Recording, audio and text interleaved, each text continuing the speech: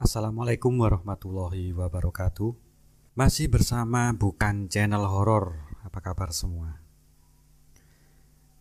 Kita akan melanjutkan kisah dari Kang Acep ya, yang berjudul Dusun Angker.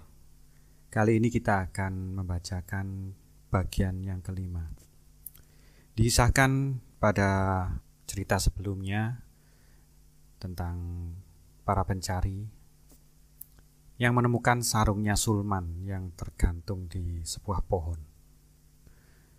Oke, kita lanjutkan ke bagian kelima.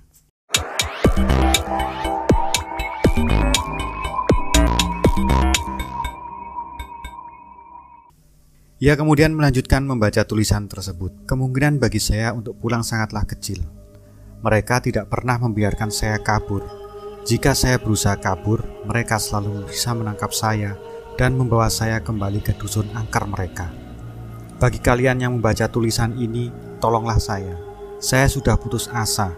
Saya tidak tahu bagaimana caranya untuk kabur. Tolonglah saya sebelum mereka menebas seperti yang mereka lakukan pada Mas Idam. Bam!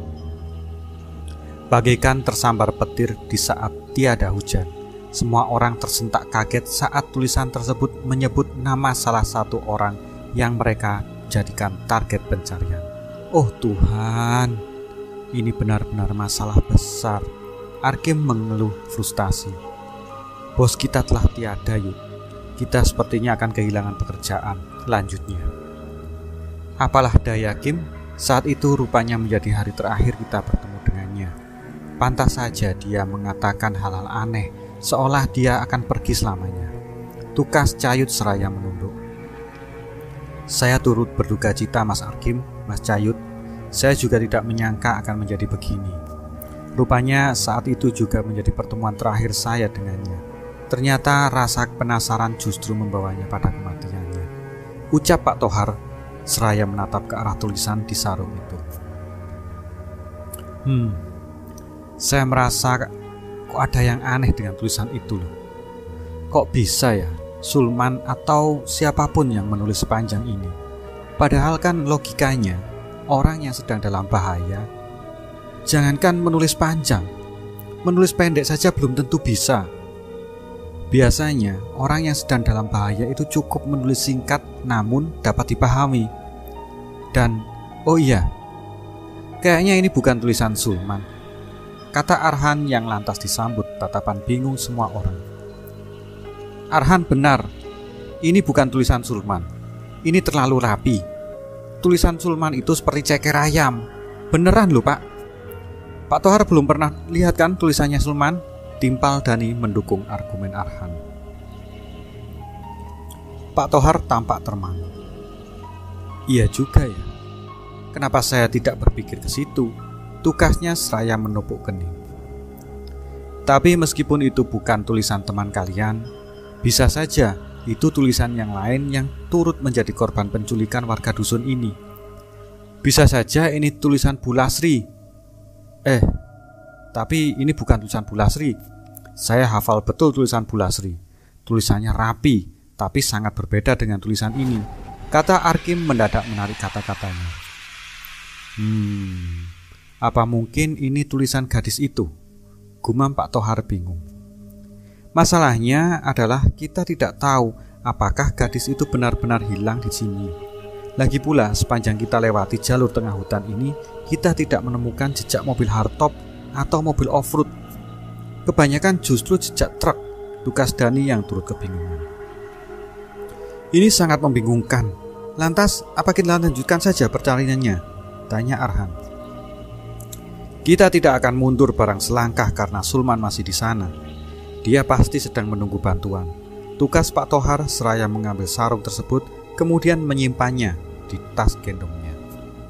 Semoga saja ini hanya pesan palsu. Kita hanya perlu mencari, ucap Arkim yang kemudian memperbaiki letak golok yang diselipkan di pinggangnya. Aku khawatir jika orang-orang tersebut akan menyerang kita hanya karena melihat di antara kita ada yang membawa senjata, kata Pak Tohar saat melihat golok tersebut. Saya akan menyembunyikannya kalau begitu, tukas Arkim seraya menutupi golok tersebut dengan jaket yang dikenakannya. Baiklah, ayo kita lanjutkan pencarian ini. Tugas Pak Tohar seraya beranjak diikuti yang lain. Cahaya lampu senter berseliweran di area itu saat Pak Tohar dan yang lain tengah menelusuri tempat itu. Sesekali sorot lampu senter menyorot pada sosok mistis yang dengan cepat menghilang. Masih nenek itu, apa dia akan terus mengikuti kita kemanapun? Ujar Arhan saat mengenali sosok itu. Saat Pak Tohar sedang memperhatikan area di hadapannya, mendadak kaki kirinya terantuk sesuatu yang keras seperti batu. Sesuatu yang keras itu berada di area seperti suatu bekas galian dangkal dengan tumpukan tanah bekas galian. Saat ia menyoroti benda yang membuat kakinya terantuk tersebut, ia terkejut bukan main. Sebab ternyata benda yang membuat kakinya terantuk adalah seonggok tulang belulang yang masih mengenakan pakaian lengkap. Tulang belulang tersebut sebagiannya masih berupa daging yang telah membusuk.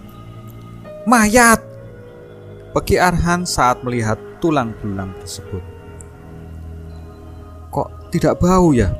Padahal ini dalam kondisi membusuk, kata Dani yang juga melihat ke arah onggokan tulang belulang itu. Arkim terlihat mendekati mayat yang hampir tinggal tulang belulang itu. Ia kemudian memperhatikannya dengan seksama. Ada 2 mata anak panah yang menyembuh di dadanya. Dia pasti mati karena dibunuh menggunakan panah oleh seorang atau 2 orang yang ahli menggunakan panah. Kalian sempat melihat orang-orang itu kan? Meski gelap, di antara mereka terlihat ada yang membawa busur panah. Kesimpulannya, kita sedang dihadapkan pada sesuatu yang berbahaya. Mungkin orang-orang itu sangat berbahaya. Menunjukkan ciri-ciri sulman, tapi saya yakin mayat ini berjenis kelamin laki-laki, kata Dani. Ini juga bukan Pak Idam, apalagi Bu Lasri, tugas Arkim. Mungkin kita sebaiknya tinggalkan dia. Saya melihat di balik pohonan tinggi itu ada semacam rumah dari bambu, dan itu bukan hanya satu, ujar Pak Tohar seraya menyoroti sela-sela pepohonan tinggi di sebelah kiri areal di mana mayat itu berada. Semua orang menatap ke arah lokasi yang ditunjuk oleh Pak Tohar. Memang benar, di sana terlihat beberapa rumah berbilik bambu yang tampak lengang serta tanpa penerangan satupun. Tetapi rumah-rumah itu dikelilingi semacam pagar dengan bambu runcing. Kita tidak akan melewati pagar itu karena sangat beresiko. Kita juga tidak akan merusak pagar yang sudah payah dibangun orang lain, ujar Pak Tohar seraya menyoroti pagar dengan bambu runcing yang berderet di sepanjang pagar tersebut. Lalu kita akan mencari pintu gerbangnya begitu? Tanya Arhan penasaran. Kita harus melakukan itu jika tidak ingin dianggap sebagai penyusup. Tugas Pak Tohar seraya berlalu menuju ke kiri dari area di mana mayat itu ditemukan. Semuanya pun mengikuti Pak Tohar seraya celingukan saat mendengar suara gemerisik dari arah kanan. Suara tersebut persis sama dengan suara saat mereka sedang membau menyingkirkan potongan-potongan kayu gelondongan yang menutupi jalan. Suara gemerisik itu lagi, ujar Cayut sambil menoleh ke belakang. Mereka tampaknya membutuhkan kita, ucap Arkim saat berjalan agak mendahului Pak Tohar. Tidak sadar ia melewati sebuah arca yang dikiranya adalah tunggul pohon. Arca tersebut rupanya memiliki tali yang terbentang hingga ke arca lain yang jaraknya sekitar 4 meter. Arkim rupanya malah melewati tali tersebut dan tersandung karenanya. Mendadak dari balik kegelapan muncullah puluhan sosok manusia yang membawa berbagai jenis senjata. Mereka semua mengepung Arkim dan yang lainnya. Sosok tinggi besar berwarna hitam itu menyeruak dalam kegelapan. Ia menerjang ke arah Pak Tohar seraya mengayunkan sebilah kapak besar ke leher pria yang kini sudah tidak dapat melarikan diri ini. Ceres! Wah! Air mengguyur tepat ke wajahnya, membangunkan dari ketidaksadarannya. Ia pun terbangun dengan nafas menggap-menggap. Setelah berhasil mengatur nafasnya, ia menoleh ke sebelah kiri, kemudian ke sebelah kanan. Ia pun tersadar jika dirinya sedang dalam posisi duduk saling membelakangi dengan Arhan dan kondisi kedua tangannya terikat menyatu dengan kedua tangan Arhan. Sementara itu ia juga melihat Dani dalam posisi duduk terikat bersama Cayut. sedangkan Arkim terlihat sendiri terikat pada sebatang kayu yang ditancapkan ke tanah. Waktu itu hari sudah mulai terang, artinya pagi telah datang. Lalu berapa lama ia dan kawan-kawan di tempat tersebut dalam kondisi terikat? Pak Tohar kemudian melihat beberapa orang laki-laki yang kebanyakan berusia di atas 60 tahun sedang berdiri mengelilinginya dan kawan-kawan sembari menatap dengan tatapan dingin. Masih penasaran dengan cerita Dusun Angker? Semoga masih penasaran ya, jadi bisa mengikuti terus. Kita lanjutkan di video berikutnya, di video yang ke-6 tentang Dusun Angker yang dikisahkan oleh Kang Acep dari akun Twitternya.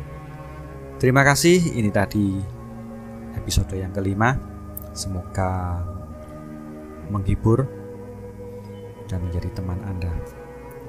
Wassalamualaikum warahmatullahi wabarakatuh.